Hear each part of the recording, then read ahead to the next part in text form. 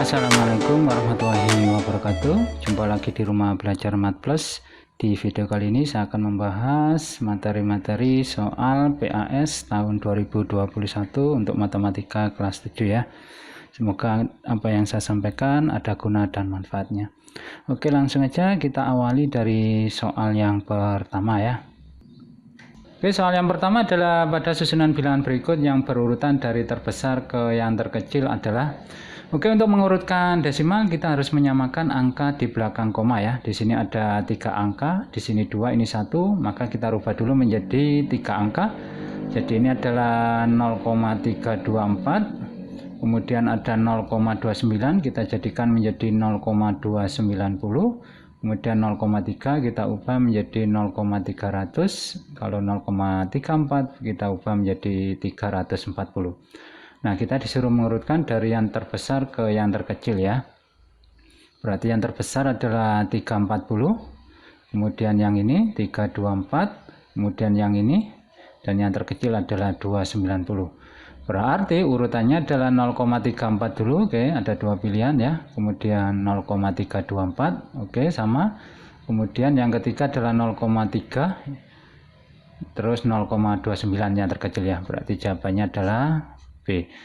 Oke, lanjut soal yang kedua, pecahan 65%, 3/4 dan seterusnya bila disusun dalam urutan naik. Oke, langkah pertama kita akan menyamakan ini ya. Kita akan mengubah ini menjadi bentuk pecahan, berarti 65% itu adalah 65/100, 3/4 tetap, kemudian 0,7 kita ubah menjadi 7/10, kemudian ini 4/5, dan 2/3. Oke, untuk menyamakannya saya pilih angka 300 mungkin ya. Jadi ini saya anggap 300, intinya harus bisa dibagi dengan penyebut yang di sini ya. Oke, berarti 300 bagi 100 itu 3, kalikan 65 berarti 195, 300 bagi 4, 75, kali 3 berarti 225, 300 bagi 10, 30, kali 7 berarti 210, 300 bagi 5, 60, kali 4 berarti 240, 300 bagi 3, 100, kali 2 berarti 200. Ini disuruh menyusun dalam urutan naik ya, berarti kita awali dari yang terkecil. Berarti kita lihat yang terkecil 195 ya, berarti ini nomor 1. Kemudian kita lihat ini berarti yang kedua, kemudian yang ketiga di sini, ini yang keempat, dan ini yang kelima ya. Berarti mulai dari 65% ya, ini nomor 1, kemudian ini yang nomor 2, ini yang tengah ini nomor 3, kemudian ini adalah yang nomor 4, kemudian yang 5 adalah yang terakhir adalah yang ini ya. Berarti kita lihat 65% dulu, pilihannya ada 2 ya. Kemudian 2/3 yang kedua, berarti oke, jawabannya langsung adalah C ya. Nah, saya akan sampaikan cara yang kedua. Cara yang kedua kita akan merubah ini menjadi bilangan desimal semua ya. Kita tahu 65% ini kan sama dengan 65/100 ya. Ini kalau didesimalkan berarti 0,65. Kemudian 3/4 itu adalah 0,75. Kemudian ini tetap 0,7. Ingat, kalau mengurutkan ini harus dirubah menjadi 2 desimal ya. Berarti kita tambah 0 di sini. Untuk 4/5 kita bagi, hasilnya adalah 0,8 ya, tambahin 0,1. Kemudian 2/3 itu oke, kita bagi 2/3. 2 bagi 3 nggak bisa kan ya, tambahin 0, ini 0. 20 bagi 3 berarti 6. 6 kali 3 18, kurangi berarti 2. 2 bagi 3 nggak bisa, tambahin 0 lagi. 20 bagi 3 6 lagi ya. Ini hasilnya 18, kita kurangi 2 dan seterusnya. Berarti ini hasilnya adalah 0,66666 terus gitu ya. Ambil saja 0,66 gini ya. Berarti dari sini yang terkecil ini ya. Kemudian ini. Kemudian ini yang tengah ini ya. Kemudian ini yang keempat dan ini yang kelima. Jadi pada dasarnya urutannya sama ya. Jadi 14352. Nah, ini 14352 sama. Jadi Anda bisa menyamakan penyebutnya, merubah dulu menjadi pecahan, kemudian menyamakan penyebutnya, atau merubah menjadi desimal, terserah kalian ya. Oke, lanjut soal yang kedua. Afril dan Dawaf masing-masing memiliki 24 buku. Jika 2/3 buku milik Afril dan 3/8 buku milik Dawaf adalah buku ensiklopedia, maka selisih buku ensiklopedia milik Afril dan milik Dawaf berapa? Ya sudah, kita cari dulu untuk bagiannya Afril itu kan 2/3 ya, 2/3 kalikan 24. Oke, 24 bagi 3 berarti 8, 8 kali 2 berarti 16. Sedangkan 3/8 buku ini milik Dawaf, ya sudah, berarti bagiannya Dawaf sama dengan 3/8 kali 24. Ini kita coret 3, berarti 3 kali 3 adalah 9. Nah, yang ditanya adalah selisih buku miliknya Afril dan Dawaf. Ya sudah, ini kita kurangi, berarti 16 kurangi 9 adalah 7. Oke, jawabannya adalah C ya. Selanjutnya dalam tes yang terdiri dari 40 soal, ditetapkan setiap menjawab soal benar diberi skor 3. Jadi yang benar skornya 3. Kemudian menjawab soal yang salah, skornya -2, jadi skornya untuk salah adalah -2. Dan kalau tidak menjawab diberi skor, tidak menjawab diberi skor -1. Nah, seorang siswa dapat mengerjakan 36 soal dan 32 dijawab dengan benar. Skor siswa tersebut adalah, oke, di sini jumlah soalnya ada 40 ya, jadi 40 soal. Nah, siswa dapat mengerjakan 36 soal. Jadi 36 soal bisa dikerjakan, artinya yang tidak bisa dijawab 4. Nah, ini berarti 4 tidak bisa dijawab ya. Nah, dari 36 soal, 32-nya dijawab dengan benar. Berarti yang benar 32, berarti yang salah 36 kurangi 2. 36 kurangi 32 berarti 4 yang salah ya.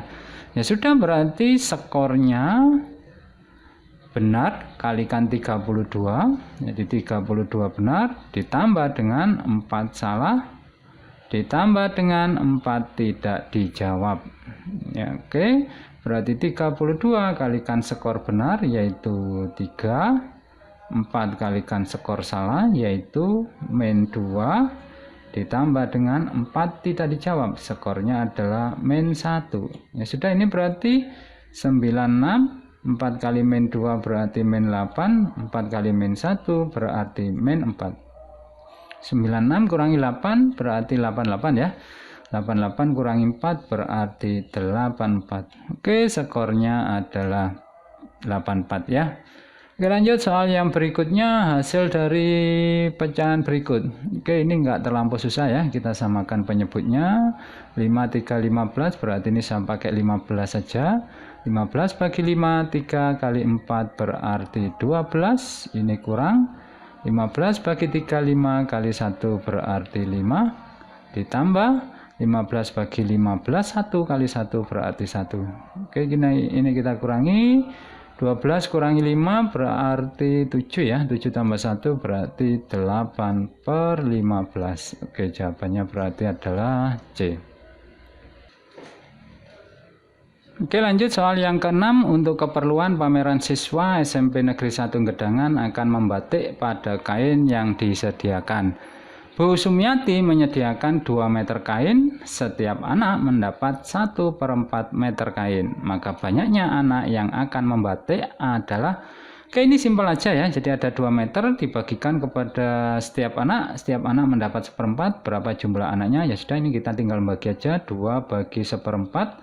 Ingat kalau pembagian yang belakang diputar balik ya, 1/4 diputar menjadi 4/1 alias 4, berarti 2 kali 4 berarti 8 siswa. Oke, jawabannya adalah D. Lanjut soal yang nomor 7. Dalam pelajaran matematika, Pak Guru akan memberikan 36 busur derajat dan 24 jangka kepada sekelompok anak. Jika setiap anak mendapat busur dan jangka dalam jumlah yang sama, berapa maksimal jumlah anak dalam kelompok tersebut?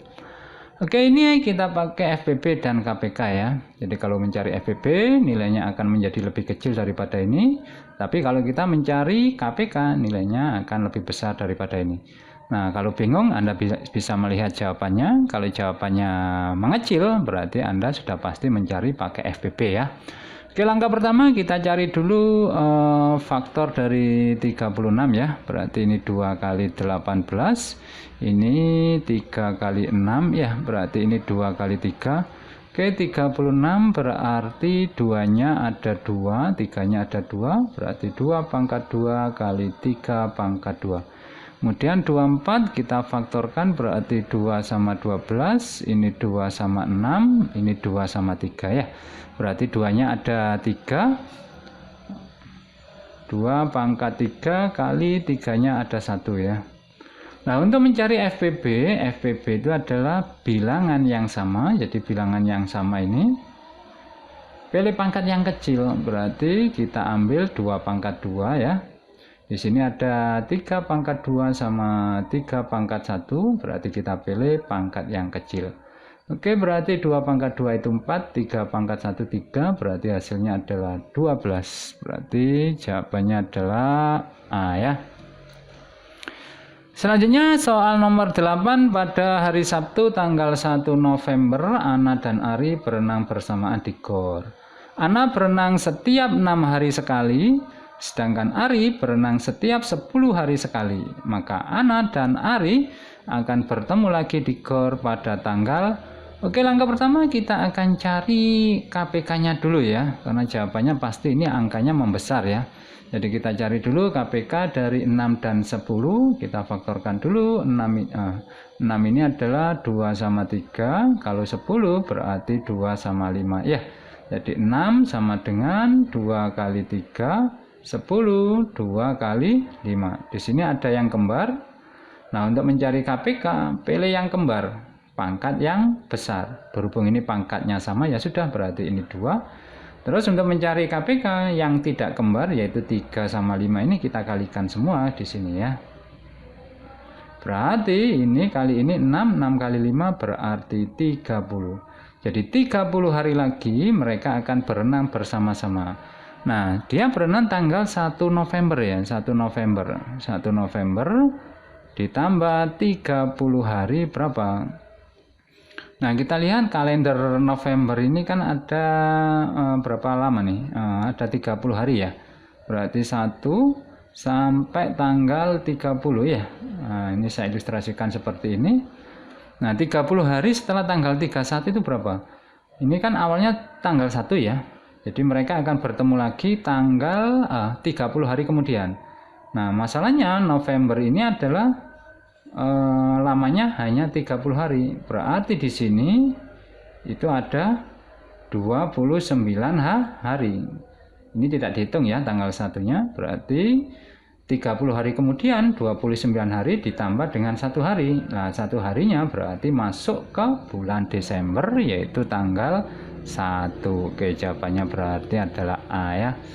Oke, lanjut nomor 9, pada gambar segitiga ABC di bawah ini berapakah besar sudut ABC berturut-turut ya. Oke, langkah menyelesaikan soal ini kita akan susun persamaan ya. Kita tahu segitiga ini sudutnya kalau di total adalah 180 derajat. Berarti sudut A tambah sudut B tambah sudut C ketemu 180.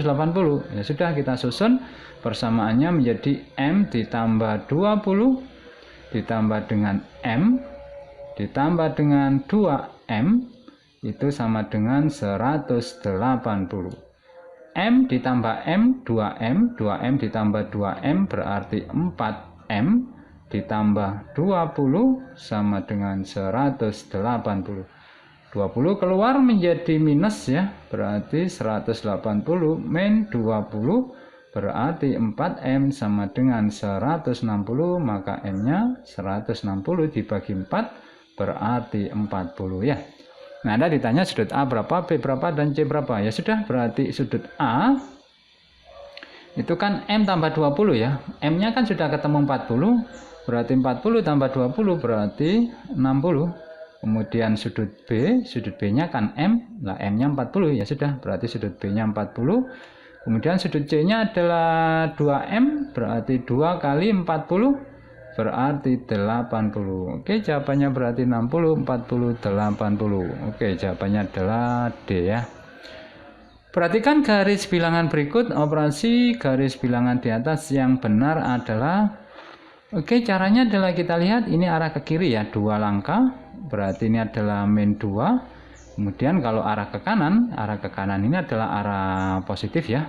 Ingat, kalau arah ke kiri berarti dia negatif. Kita tinggal menghitung aja berapa langkah.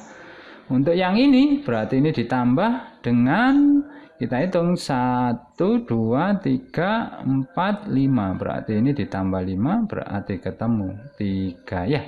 Berarti jawabannya adalah B. Oke, lanjut nomor 11. Kumpulan berikut yang merupakan himpunan adalah, oke, pengertian himpunan ini adalah, soal nomor 11, kumpulan berikut yang merupakan himpunan adalah, oke, definisi atau pengertian himpunan itu adalah kumpulan benda-benda yang dapat didefinisikan dengan jelas ya.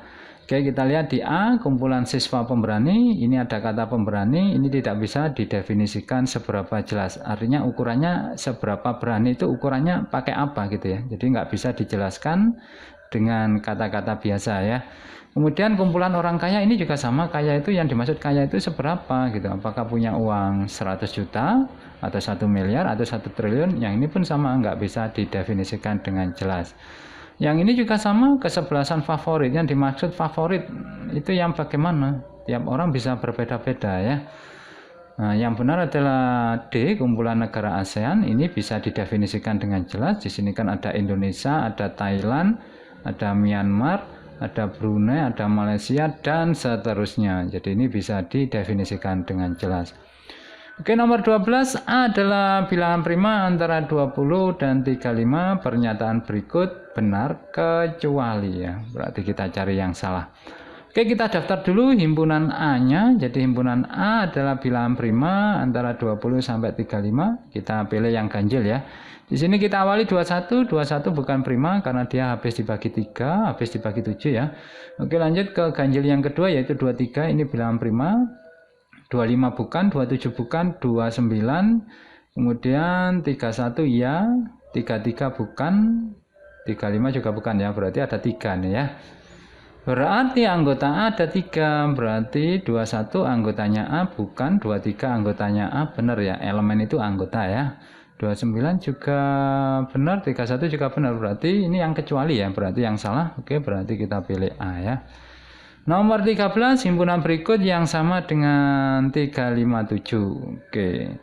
Kita lihat himpunan bilangan prima kurang dari 10, kita daftar aja. Ini mulai dari angka 2 ya, 357. Oke, himpunan bilangan ganjil kurang dari 10 berarti 13579. Untuk yang C, himpunan bilangan faktor prima dari 105. 105 ini kalau kita faktorkan berarti 5 kali berapa nih?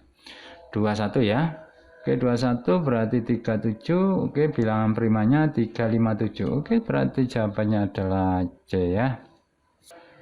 Kalau yang D, himpunan 3 bilangan ganjil yang pertama berarti mulai dari angka 1 ya. Nah, berarti oke, jawabannya memang C ya. Oke, lanjut soal yang berikutnya. Diketahui P adalah X min 3 lebih kecil dari 8 dengan X elemen bilangan asli ganjil. Dengan cara mendaftar anggotanya, maka himpunan P berapa saja ya.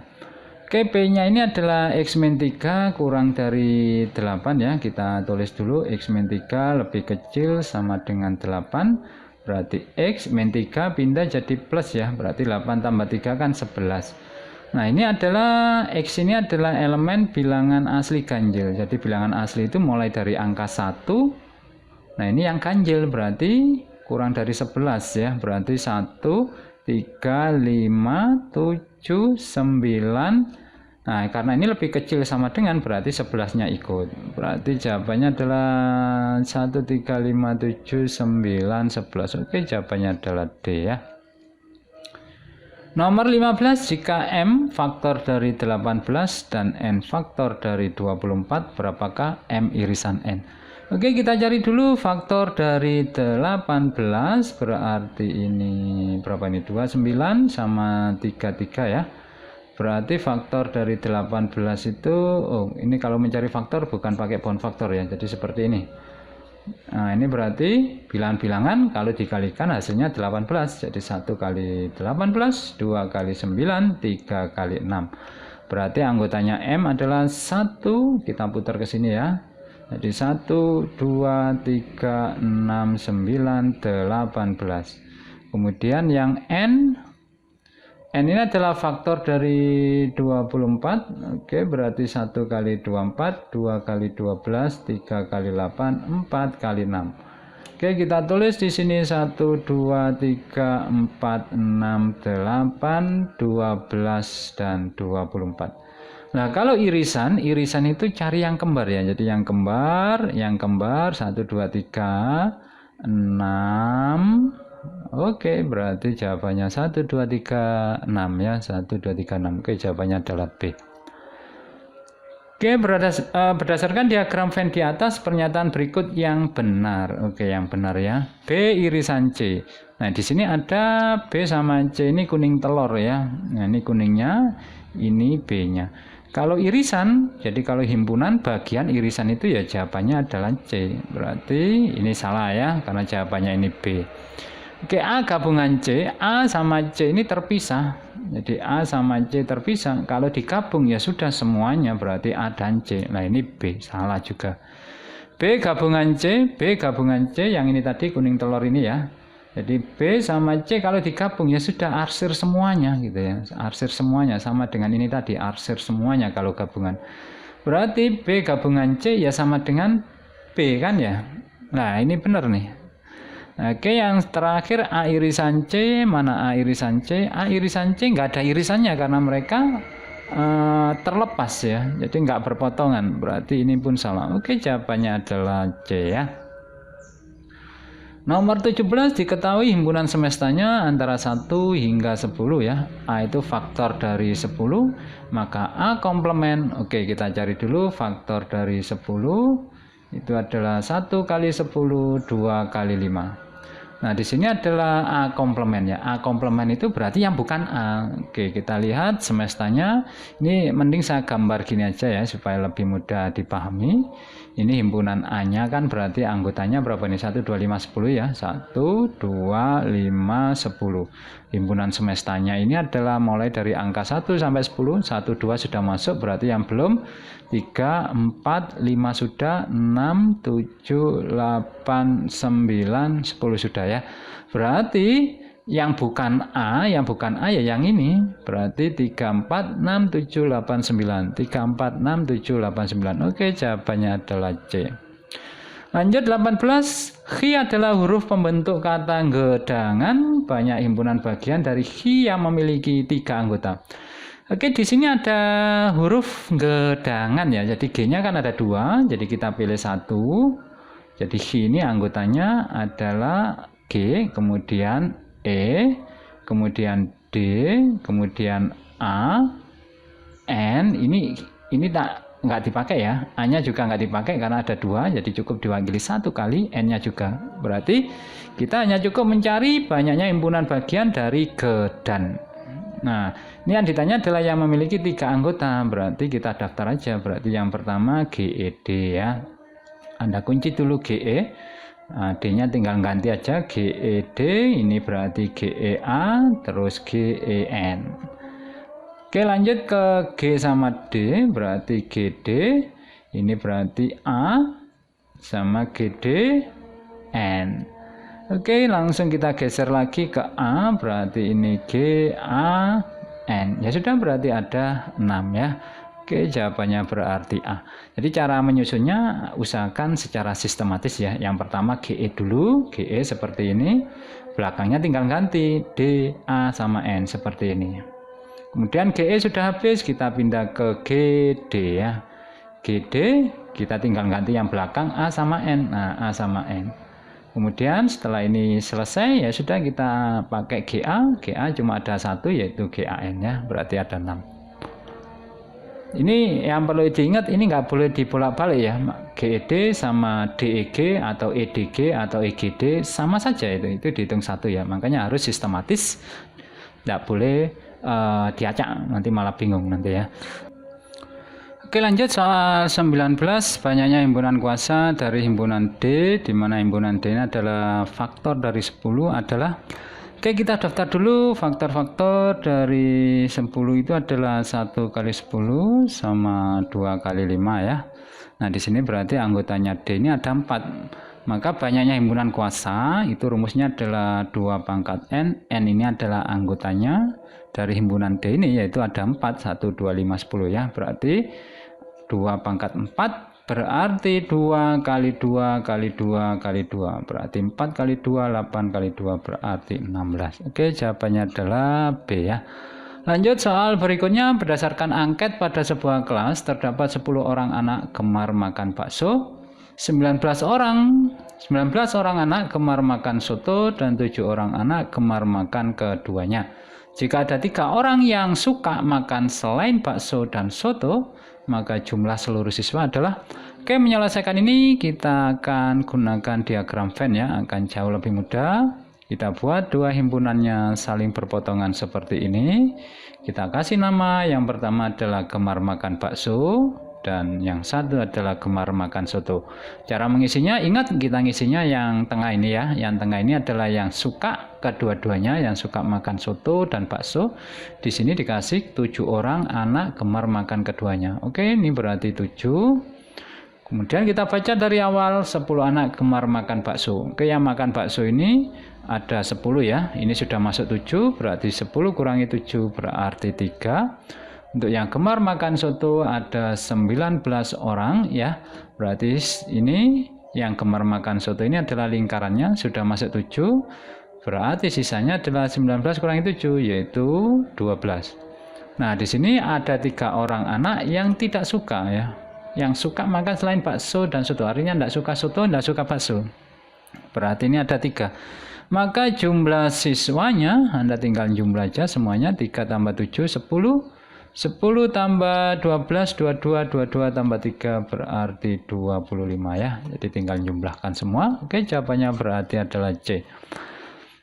Kemudian 21, koefisien dari X kuadrat pada bentuk aljabar sekian, sekian, sekian, sekian. Oke, kita lihat ini adalah X kuadrat ya.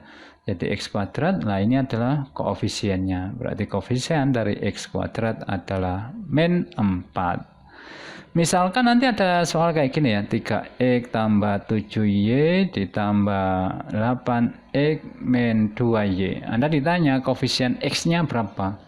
Ya, ini kan x-nya ada 2. Nah, langkah pertama ya kita total dulu, berarti 3x tambah 8x berarti 11x, 7y dikurangi 2y berarti 5y. Nah, dari sini koefisien x-nya ketemu yaitu 11 ya. Jadi kalau ada banyak, total dulu, sederhanakan, ya sudah, setelah itu kalian pilih. Jadi dari koefisien masing-masing ya. Oke, nomor 22, kelompok suku yang sejenis. Suku yang sejenis itu adalah suku yang mempunyai variabel yang sama. Ingat yang dimaksud variabel ini ya. Jadi kalau misalkan ada angka 5x plus 4, ini 4 ya. Ini adalah variabel. Yang ini adalah bilangan yang mengapit variabel, itu namanya adalah koefisien. Dan bilangan tanpa variabel ini disebut dengan konstanta. Jadi jangan bingung ya. Oke, kalau yang ditanya suku yang sejenis itu adalah suku yang mempunyai variabel yang sama. Kita lihat ini x, yang lain kan xy ya. Ini x kuadrat, y kuadrat, ini x kuadrat, ini x. Ini beda nih. Jadi suku yang sejenis adalah yang variabelnya sama. Berarti jawabannya adalah D ya.